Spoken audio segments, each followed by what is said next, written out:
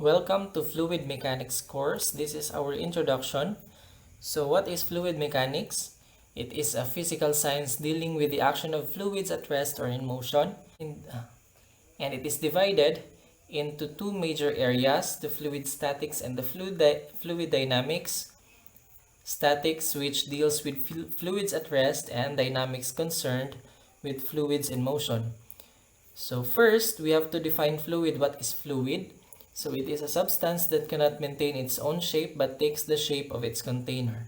Liquids and gases are both classified as fluids, and it is generally divided into two categories, the ideal and the real fluids. So ideal fluids are assumed to have no viscosity, they are incompressible, they have uniform velocity when flowing, and they have no friction between moving layers of fluid. And then real fluid exhibit infinite viscosities, non-uniform velocity distribution when flowing, and they are compressible and also experience friction and turbulence in flow. So there are several properties of fluids. So the first one is the mass density. Second one is specific volume, specific weight, specific gravity, and viscosity, which has two categories also, the dynamic and kinematic viscosity. The next one is the surface tension, the capillarity, the compressibility, and bulk modulus of elasticity. So for this video, we are going to discuss the first four properties of fluids, the mass density and the specific volume, weight, and gravity. So first, mass density of a fluid is its mass per unit volume, or in formula, that is, density is symbolized as rho, that is equal to m over v, or the mass of the fluid over the volume of the fluid. And for water, the constant density of water is 1000 kg per meter cube, and in other units, that is 1.94 slugs per feet cube. That is only for water. And then the common units for density is the slugs per feet cube, and then one slug is equivalent to 32.174 pound mass. And for metric, that is grams per centimeter cube. And for the SI unit, that is kilogram per meter cube. And mass density can also be calculated using absolute pressure of gas, the gas constant, and the absolute temperature. So for an ideal gas only.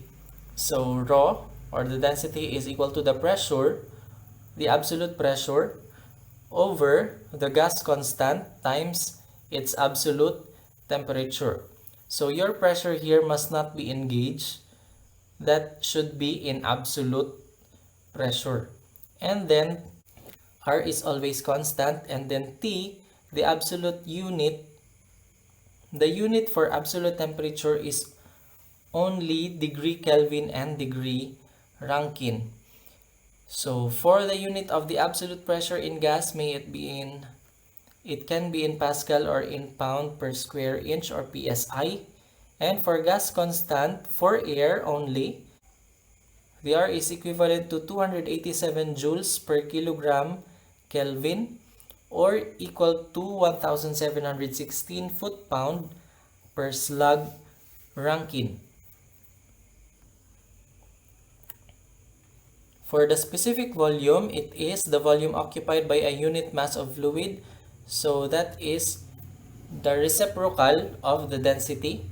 So specific volume units are reciprocal to that of the density. So what is our unit here in density? For example, the kilogram per meter cube, the unit in specific volume is meter cube per kilogram, or in slugs per feet cube. If our density is slugs per feet cube, our specific volume unit is feet cube per slug. So that is all about the specific volume. For the specific weight, or unit weight, is the weight of a unit volume of a fluid.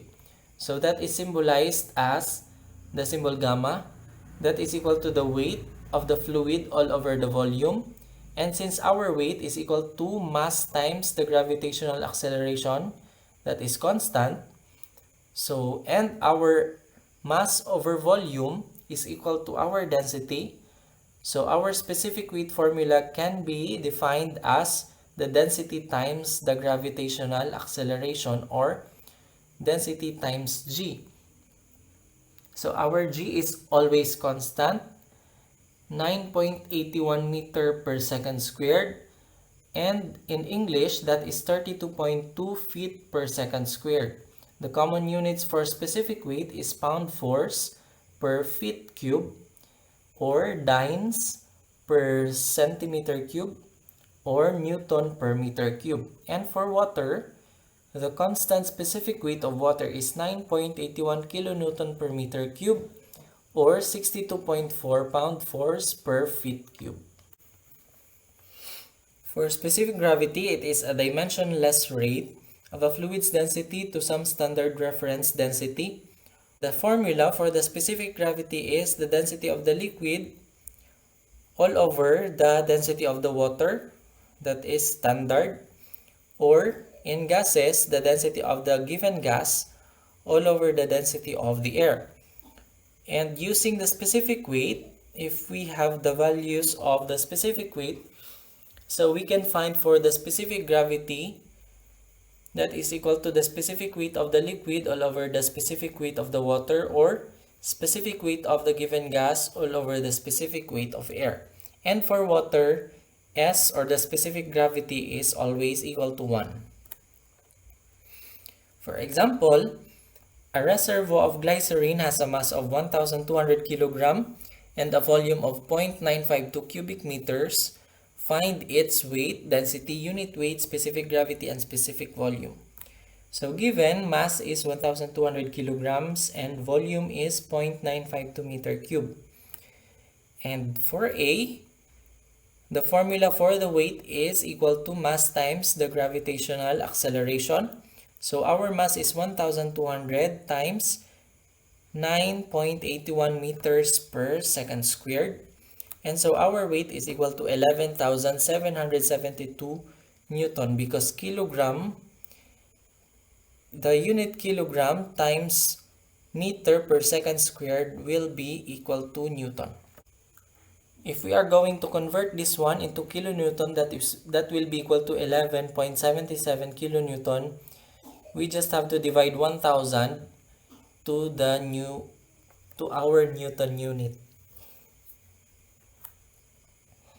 Letter B, for the density, that will be equal to mass over volume. So we have to divide 1,200 kilogram by 0.952 meter cube. That is equal to 1,260.5 kilogram per meter cube. That is our density. So for the unit weight, that is density times the gravitational acceleration. That is 1,260.5 times 9.81, or 12,365.55 Newton per meter cube, because kilogram times meter per second squared is Newton over meter cube. The next one is the specific gravity. That is the density of the glycerine all over the density of the water. So that is 1,260.5 kilogram per meter cube, the density we have solved a while ago. And then the density of the water is 1,000 kilogram per meter cube. So our specific gravity will be equal to 1.26. It is unitless. And then last is the specific volume, or the Vs. That is the reciprocal of our density. So our density is 1,260.5. So our specific volume is 0.00079 meter cube per kilogram.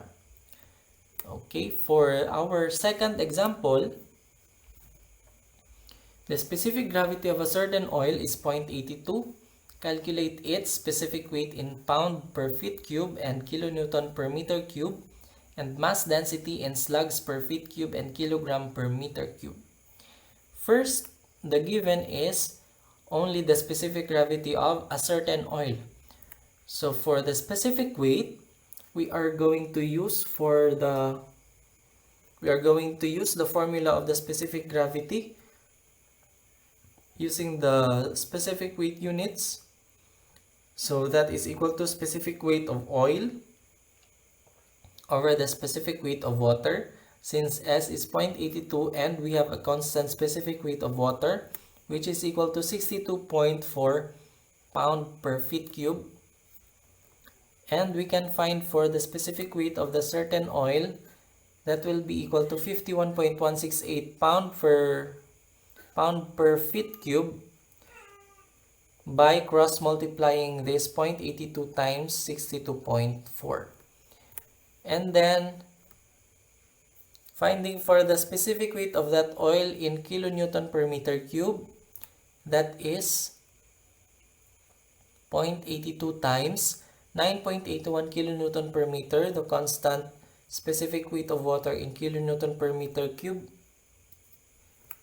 So that will be equal to 8.044 kilonewton per meter cube. Next is for the mass density. The density of oil over the density of water will be equal to specific gravity. So 0.82 is equal to density of oil over 1.94 slugs per feet cube. That will be equal to 1.59 slugs per feet cube. And then from this formula, we can obtain this formula for the density of oil, that is S times the density of water. That is 0.82 times 1000 kg per meter cube, or 820 kg per meter cube, the density of the oil. Next, what is the specific weight of air at 378.675 kilopascal gauge at 21 degrees Celsius? And then again, we cannot use a pressure in gauge, and we cannot use a temperature in degrees Celsius or even in degree Fahrenheit. The absolute temperature must be in Kelvin or in Rankine. And so, the given are these values, and since our gas is air, so the gas constant R is equal to 287 joules per kilogram Kelvin. And then if we are going to find for the absolute pressure, we have to add the gauge pressure and the atmospheric pressure. The atmospheric pressure in kilopascal is constant at 101.325 kilopascal. So 378.675 kilopascal gauge plus 101.325 kilopascal atmospheric. So our absolute pressure is equal to 480 kilopascal absolute. And converting 21 degrees Celsius to degree Kelvin, the temperature in Celsius plus 273. So that is 21 plus 273, that is 294 degree Kelvin, our absolute temperature. In finding for the specific weight, we can use the formula of density times the G, or the gravitational constant. But we have no value yet for our density. And so solving for the density using the formula pressure over gas constant times absolute temperature, our pressure is 480 kilopascal over 287 joules per kilogram Kelvin times 294 degree Kelvin. And then cancelling the degree Kelvin unit, we have 0.00569 kilopascal kilogram per joule. So this unit is not acceptable. And so we are going to find for the breakdown unit of Pascal and Joule. So kilopascal is equivalent to kilonewton per meter squared, and Joule is equivalent to Newton meter. And then kilonewton here in our numerator must be converted in Newton. So we have to multiply 1000 Newton per 1 kilonewton, and cancelling out kilonewton and Newton, the remaining units will be kilogram per meter cube. And so 0.00569 times 1000 is 5.69 kilogram per meter cube. That is our density. And then substituting for our formula, the density of 5.69 kg per meter cube times G, which is 9.81 meters per second squared. That is equal to 55.82 Newton per meter cube. That is the specific weight of air. And so that is it for our introduction for the first part of the properties of fluid. For our next topic, that will be all about the other properties of fluid under fluid mechanics. If you have any questions, comment on our discussion.